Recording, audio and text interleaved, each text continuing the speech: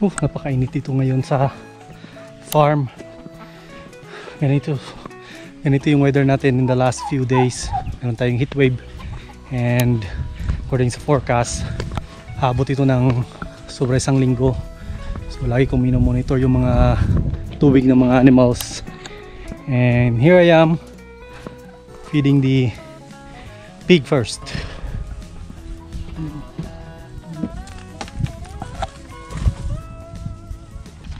Ayan.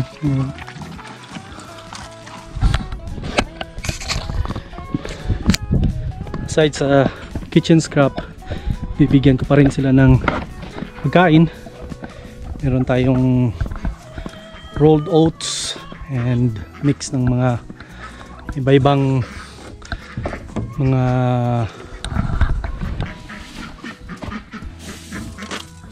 ewan ko anong meron dito. But this is 14%, and bigyan din natin itong mga duck and geese. Yan.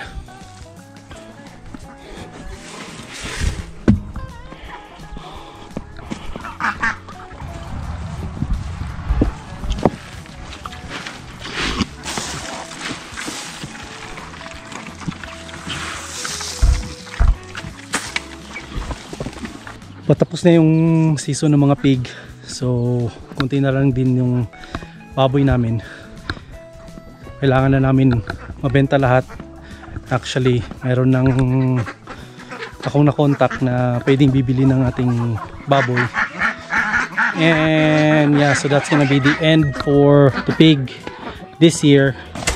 And next year, kukuha ulit tayo by springtime. So yun yung sa pig, kasi ayaw natin mag-alaga ng pig over the winter kasi masyadong matrabaho. Kailangan kong bigyan ng pagkain everyday, napakalamig.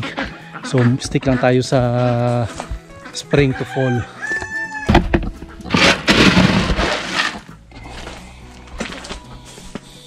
So ito yung task ko today, maglilinis ng rabbit.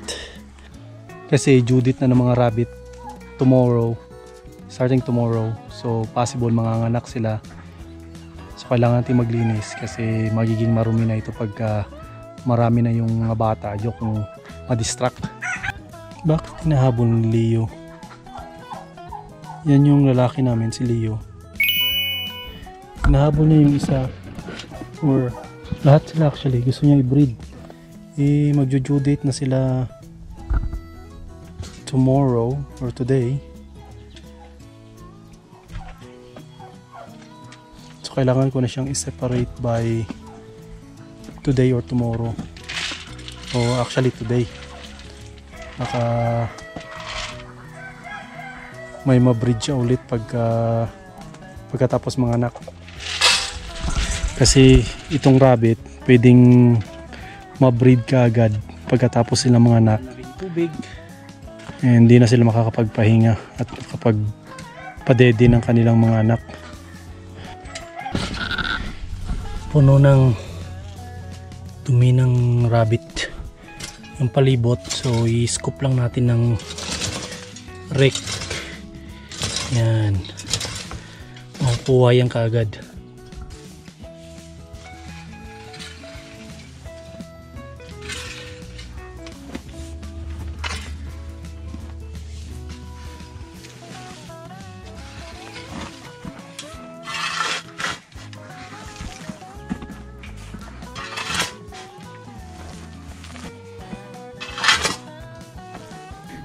Medyo nabawas-bawasan na rin ng konti yung kanilang dumi.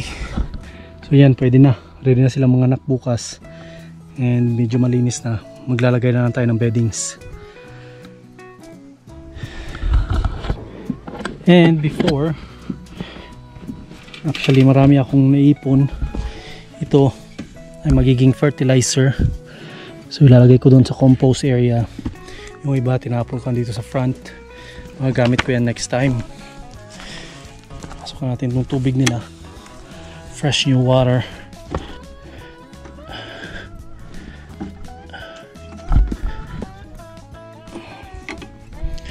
Make sure talaga natin na may tubig kasi meron tayong heat wave. Ayan, see? Wow. Wow sila. Pero hindi tayo masyado magkakapal ng beddings kasi mayroong heat wave. So umabot ng plus 30 degrees. And hindi masyadong gusto ng mga rabbit yung masyadong mainit.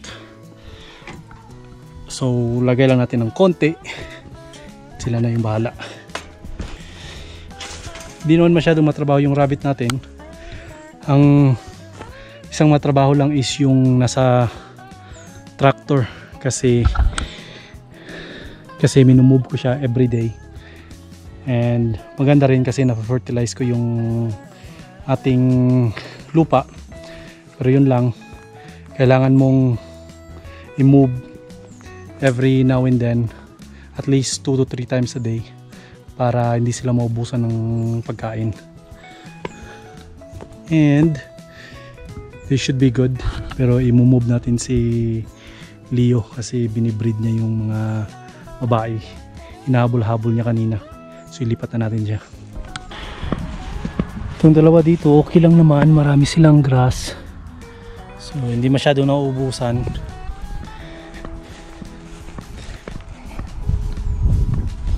Itong isa dito ang medyo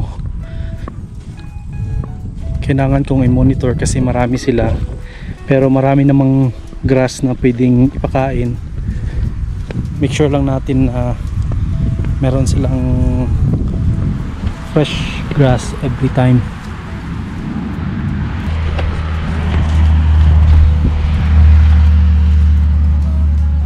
So papaikot ko na ulit sila pabalik dito na side kasi maganda yung grass. Meron tayong clover. So dito yung spot na papaikutan ko sa kanila. And then dito rin na side is maganda. So dito muna. Doon gaganda ulit yung doon sa kabila pagka wala na yung heat wave. So this time wag muna natin ipakain lahat.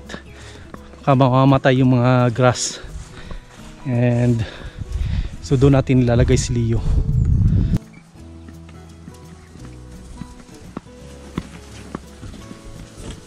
Hey guys, Leo is here.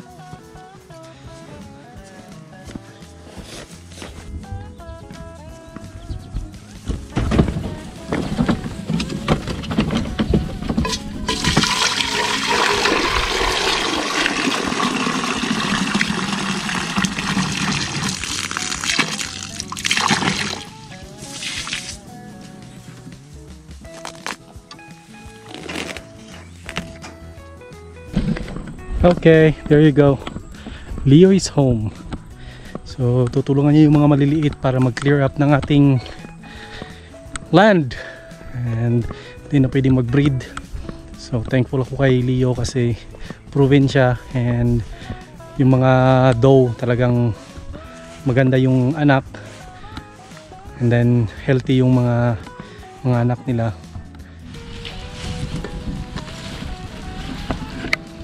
What are you getting, Xavier? We're getting pink bells. You get the cucumber? Yeah. Yeah, they're kind of dry because of the heat wave now. So we need to, Rain. yeah, we need rain, right? Yeah. We need to water them this Yeah. afternoon. And look at this sunflower. Yeah. There's bee on it. Yeah. What? Oh yeah. That is a big sign. What is that? That's purple yam. Daddy, I want one. Only pick this one. Okay, you can pick that up. Okay. I can give it. I can. This is goat's favorite. Yeah, goat? Yeah. No, we'll give it to the chicken. I can give this. We'll give the goat some hay. Oh, ang init today. And meron naman tayong kitchen scrap. So, lagay natin ito sa manok. Kasi may kitchen scrap na kaninang umaga yung mga baboy.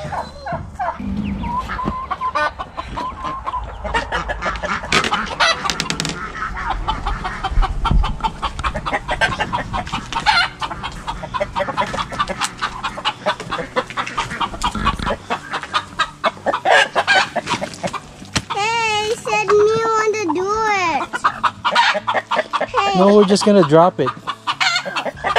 Like this? Yeah. Come on, let's get the chicken some feed. Kasi kaninang umaga, hindi natin nalagyan. Gusto ko muna ipaubos yung mga natitira. Come on. May help you. Oh, you're strong. Yeah. Oh, we'll get it there. Okay. Okay, you hold it. You hold it down there. Yeah. And then we'll pour it. Oops, it's going. Okay, let go now. Let go, let go, let go. Xavier, let go. Because it's dusty. Okay, you're good. Thank you. See, you're eating now.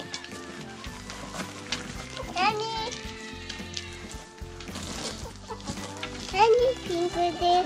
No, don't sprinkle.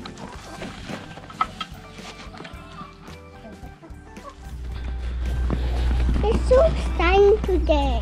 Yeah, I know, it's so hot. Yeah. At ito mga goat, nagre-relax dito sa shade. It's too hot. Yeah. The hay bales is working just fine. You trying to pet them? I'm not hurting them. Yeah. This one. Yeah. Yeah. This mama goat likes you. Yeah. Yeah. Yeah, this one. It's a tail. It's the mama goat. Mama goat. And that's the baby goats. It's so cute. It's the baby goat. It's so fluffy and so cute. This one is so fluffy. That's right. So, I think nag-work naman itong style natin. So, I think kailangan ko na siyang i-adjust ulit. Yeah. And I like the Stuck ata ito yung isa. fluffy So, one. kailangan natin siyang tanggalin. No game in the You wanna hold this? Yeah. I wanna take her out. I think she's stuck. Yeah. Moving. Good job. Moving. So, ito, dumadami rin yung kanilang dumi. But, pwede naman itong gawing beddings. So, ngayon, pwede natin ilipat ito doon para sa beddings nila. But not today. Kasi masyadong mainit. He picked Momo up and I want to bring Momo in trampoline. But they don't want to get picked up because it's too hot today. Not today. Oh yeah. Okay, next time. Yeah. When you pet them? Yeah. No, you can just watch them right now. See, they're relaxing because it's too hot. I don't like the munchy one. Oh, the mama? I don't like the munchy one. That's the mama goat and the other one. You see the That's her baby. You see this? You see these yippies? Mm-hmm. Those yippy goats. That's how she eats. So yan na nga yung makulit nating farm boy. Sa kabila, kailangan nating mag-set up ulit dito. Yung pagkain nila, wala na. Nandito yung mga sheep natin sa kabilang side. Hindi natin minimix. By winter, i-mix natin sila lahat dito na side. Lalaki na nila. Oh, ito, nasa 500 pounds siguro ito. Ito, I don't know, nasa 200 pounds maybe.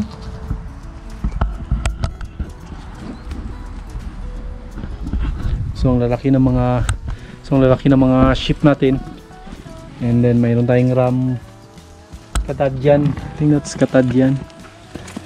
Ito yung ating male. Male natin, pero this year I think kukuha ko ng male natin na magbe-breed sa ating mga goat para maganda yung breeding line natin. Kuha tayo ng boar para malalaki. So sobrang init, pati yung daan ng rabbit parang hindi na tumutubo. So kailangan nating magdilig ng konti sa garden kasi parang mamamatay na yung mga tanim. Wala na. Parang pagod na sila lahat. Kahit na ako, konting lakad lang kasi pati yung hangin medyo dry. Hinihingal ako. It's ito yung heat wave, very humid. Oh, excuse me. Yeah.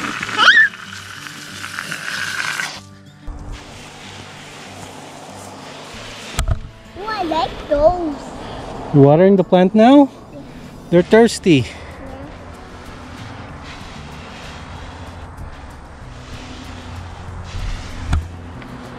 Yung eggplant ay yung tomato natin antok, yung zucchini natin antok na rin, pati na rin yung sunflower. Magda-dry din ito kaagad pero at least makakainom sila ng konti.